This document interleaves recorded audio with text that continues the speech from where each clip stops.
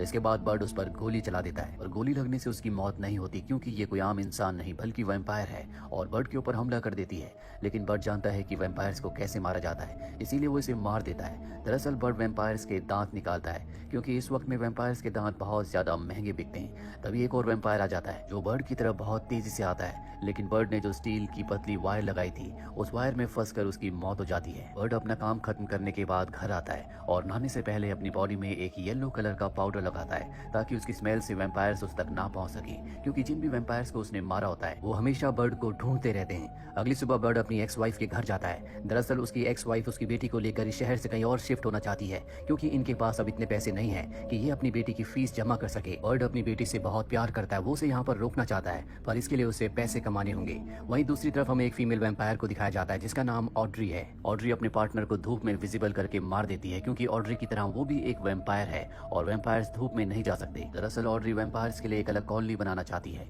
और अब ऑड्री उसी बूढ़ी वैम्पायर के घर जाती है जिसे बर्ड ने मार दिया है। और जब वो उसे मरा हुआ देखती है तो उसे बहुत गुस्सा आता है। वो अपने साथियों को ऑर्डर देती है कि किसी भी कीमत पर उस इंसान को ढूंढो जिसने इसे मारा है। वहीं बर्ड को दिखाया जाता है जो वैम्पायर्स के दांत बेचने के लिए अपने दोस्त की शॉप में जाता है, पर उसे उतने पैसे नहीं मिलते जितनों की उसे जरूरत है। इसीलिए वो एक यूनियन लीडर के पास जाता है, जिसे बर्ड कहता है कि मैं दोबारा तुम्हारे साथ काम करना चाहता हूँ। दरअसल पहले बर्ड यहाँ पर काम कर चुका है, लेकिन उसने बहुत सारे रूल्स को तोड़ा था, जिस वजह से उसे काम से निकाल दिया। और अब यूनियन का लीडर जिसका नाम जॉन है वो उसे अपने बॉस के पास ले जाता है और एक बार फिर से बर्ड को काम मिल जाता है। दरअसल यहाँ पर जो काम करने वाले लोग हैं उनका काम है कि वो वैम्पायर्स को मारे। बर्ड को यहाँ पर डे शिफ्ट दी जाती है, यानी कि वो दिन में वैम्पायर्स को ढूंढ कर मारेगा।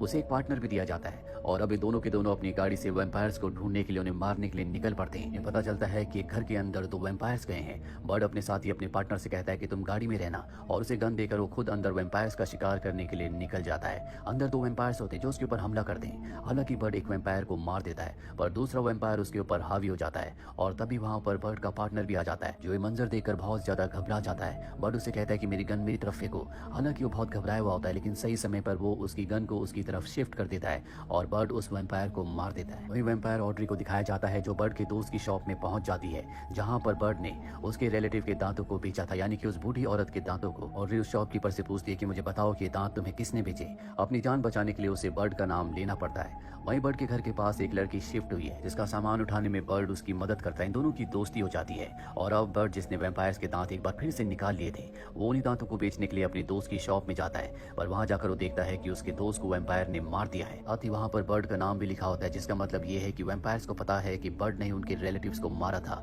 बर्ड का जो पार्टनर होता है वो कहता है कि हमें यूनियन को बात बता देनी चाहिए। बर्ड कहता है कि हम ऐसा नहीं कर सकते, क्योंकि यूनियन को अगर पता चला कि मैंने वैम्पायर्स के दांत पहले बाहर बेचे थे तो वो मुझे काम से निकाल देंगे, और इस वक्त मुझे काम की पैसों की बहुत जरूरत है, इसीलिए बात हम यूनियन को नहीं बता सकते। बर्ड का पार्टनर उसकी बात मान जाता है और अगले दिन बर्ड अपने पार्टनर के साथ एक वैली में जाता है, क्योंकि इन्हें पता चला होता है कि यहाँ पर बहुत सारे वैम्पायर्स हैं। यहाँ पर पहले से 2 वैम्पायर हंटर होते हैं, ये भी यहाँ पर वैम्पायर्स को मारने के लिए आए हैं। बर्ड उनसे कहता है कि यहाँ के वैम्पायर्स हमारा शिकार है, तुम यहाँ से चले जाओ। वो कहते हैं क्यों ना हम सब मिलकर वैम्पायर्स को मारे और उनके दांतों से जितने भी पैसे मिलेंगे वो हम आपस में बांट लेंगे।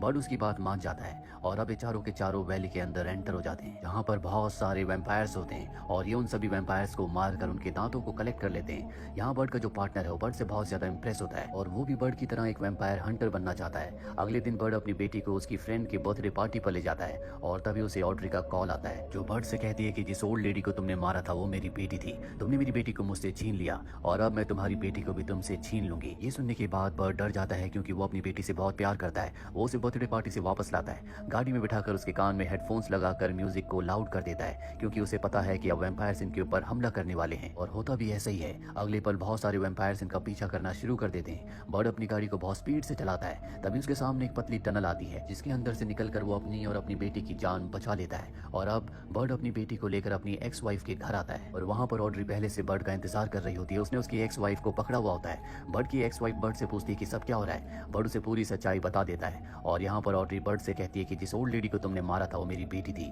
तुमने मुझसे मेरी बेटी को छीना है और अब मैं तुमसे तुम्हारी बेटी को छीन लूंगी। मैं उसे वैम्पायर बनाऊंगी ताकि वो तुम्हारे सामने तुम्हारी एक्स वाइफ को मार दे और तब तुम्हें एहसास होगा कि कि अपनों को खोने का दर्द क्या होता है। यहाँ पर बर्ड का पार्टनर भी होता है जो बर्ड के ऊपर हमला कर देता है, क्योंकि वैम्पायर्स ने उसे काट कर अब वैम्पायर बना दिया है। और जब वो बर्ड पर हमला करता है तो बर्ड बेहोश हो जाता है। बर्ड को जब होश आता है तो वहाँ पर ना उसकी एक्स वाइफ होती है और ना ही बेटी, क्योंकि एड्री उसकी एक्स वाइफ को और बेटी को अपने साथ ले गई है। यहाँ पर बर्ड का पार्टनर भी होता है। हालांकि वो वैम्पायर बन चुका है, लेकिन अब भी वो अपनी सेंसेस में है। वो बर्ड की मदद करना चाहता है। वो बर्ड को बताता है कि तुम्हारे पड़ोस में जो नई लड़की रहने के लिए आई है, उसी ने ऑड्री को तुम्हारी सारी इन्फॉर्मेशन दी थी। और अब बर्ड उस लड़की के पास जाता है और उससे पूछता है कि तुमने ऐसा क्यों किया।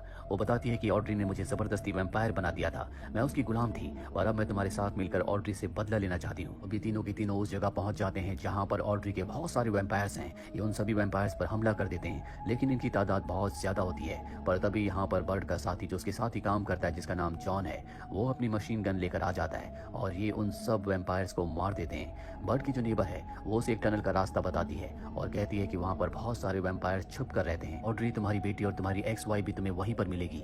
और अब बर्ड अपने साथी जॉन के साथ अंदर चला जाता है, जहाँ पर वो सभी वैम्पायर्स को मारना शुरू कर देता है। गोलियों की आवाज से ऑड्री को पता चल जाता है कि बर्ड अपने साथी जॉन के साथ यहाँ पर पहुंच चुका है, इसीलिए वो अपने वैम्पायर्स को ऑर्डर देती है कि इन दोनों को मार दिया जाए। बर्ड और उसका साथी जॉन जब वैम्पायर्स का सामना कर रहे होते हैं, तभी एक वैम्पायर जॉन के ऊपर हमला करके उसे काट देता है, यानी कि अब वो भी वैम्पायर बनने वाला है। इसीलिए वो बर्ड से कहता है कि अब यहाँ से तुम्हें अकेले आगे बढ़ना होगा। हालांकि बर्ड उसे छोड़कर नहीं जाना चाहता, और जॉन बर्ड से कहता है कि हम दोनों एक साथ यहाँ से आगे नहीं बढ़ सकते, तुम्हें अकेले आगे बढ़ना होगा, मैं वैम्पायर्स को यहाँ पर रोकता हूँ। बर्ड को जॉन की बात माननी पड़ती है और जब बर्ड आगे बढ़ जाता है तो जॉन वहाँ पर वैम्पायर्स को मारना शुरू कर देता है, पर जल्दी उसकी गोलियां खत्म हो जाती है। वहीं बर्ड को एक ब्लास्ट की आवाज सुनाई देती है। वो समझ जाता है कि जॉन ने अपने साथ सभी वैम्पायर्स को ब्लास्ट कर दिया है। बर्ड जब आगे बढ़ रहा होता है तो ऑड्री का एक वैम्पायर उसे पकड़ लेता है और ऑड्री के पास ले जाता है, पर इससे पहले कि बर्ड को मार दे।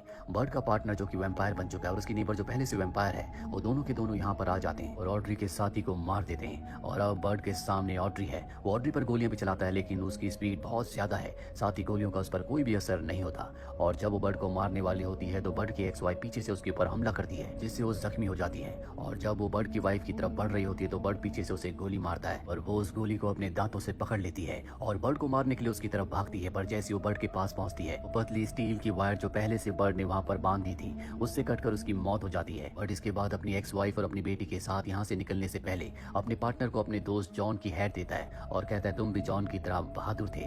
दरअसल उसका पार्टनर हमेशा से बहादुर बनना चाहता था। अब जॉन अपनी पत्नी और बेटी के साथ बाहर आ जाता है, जहाँ पर यूनियन कंपनी का ओनर आता है। वो बर्ड से कहता है कि तुमने यूनियन के काफी सारे रूल्स को तोड़ा है, पर वहाँ पर बर्ड का पार्टनर भी होता है। हालांकि वो वैम्पायर है, लेकिन वैम्पायर्स को ऐसे नहीं पहचाना जा सकता। बर्ड का पार्टनर यूनियन के ओनर से कहता है कि ये सब कुछ हमने बर्ड के परिवार को बचाने के लिए किया है। ये सुनने के बाद वो वहाँ से चला जाता है और अब बर्ड की एक्स वाइफ जो उसके साथ नहीं रहा करती थी, वो बर्ड से कहती है कि तुम्हें अपने काम को छुपाने की मुझसे कोई जरूरत नहीं है। हम जिंदगी की एक बार फिर से शुरुआत कर सकते हैं, यानी कि एक बार फिर से एक साथ रहना चाहते हैं। और इसी के साथ ये फिल्म, ये कहानी यहीं पर खत्म हो जाती है। उम्मीद करते हैं कि ये कहानी आपको पसंद आई।